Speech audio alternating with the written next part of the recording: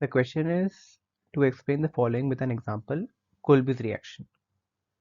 So Kolbe's reaction is basically when phenol with carbon dioxide under pressure, followed by treating the product with sulfuric acid, produces orthohydroxybenzoic acid, which is also known as salicylic acid. Phenoxide ion generated is more reactive than phenol towards electrophilic aromatic substitution. Hence, it undergoes electrophilic substitution with carbon dioxide, a weak electrophile. So what happens that first of all we take phenol, this is phenol, okay, we react it with NaOH so that the phenoxide ion is formed, which is this compound, okay. Now we react this compound with CO2 and then add sulfuric acid, okay. So sulfuric acid, and when sulfuric acid and carbon dioxide reacted with this phenoxide ion, we get 2-hydroxybenzoic acid, which is commonly known as salicylic acid. So this is known as the Kolbe's reaction. We have to explain what is Riemann-Tiemann reaction. So on treating phenol with chloroform in the presence of sodium hydroxide, a CHO group is introduced at the ortho position of the benzene ring. This reaction is known as Riemann-Tiemann reaction.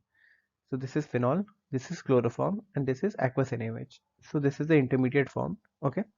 Then when we add more of NaOH, this phenoxide ion with CHO attached to it is also formed.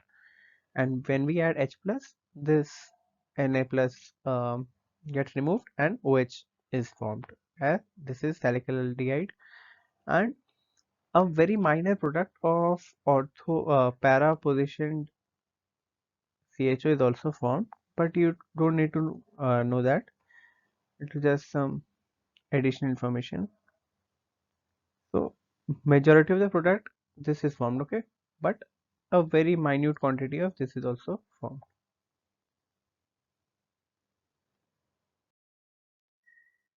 Third is Williamson ether synthesis. We have to explain it.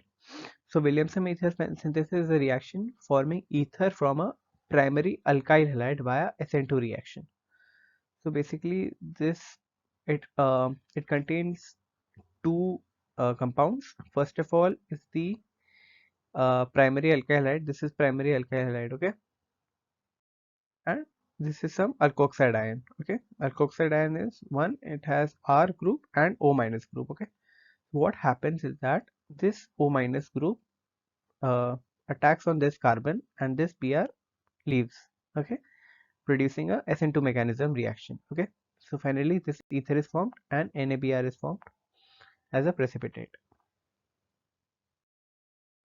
So unsymmetrical ether. So if the alkyl group or aryl groups attached to the oxygen atoms are different, then it is mixed or unsymmetrical ether. So these are the examples. What is unsymmetrical ether?